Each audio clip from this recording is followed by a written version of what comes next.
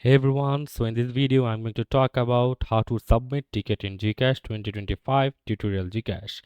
So to submit your ticket in GCash, you can just search help.gcash.com and type your problem here, how to get help or submit a ticket in GCash.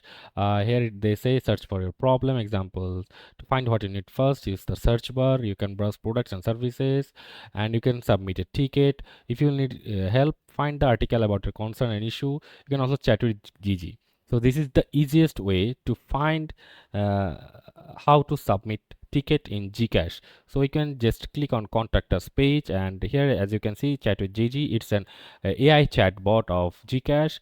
You can get your problem solution here as fast as possible. So you just have to click here and type your problem, how to submit G ticket, and uh, you have to just ask your question here, and they will uh, give you the solution here. After ticket submission, you will review your request.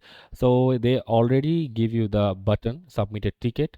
So if you click on that, you just have to give your information, and that's how you can submit ticket in GCash. So that's it for this video. See you on the next one.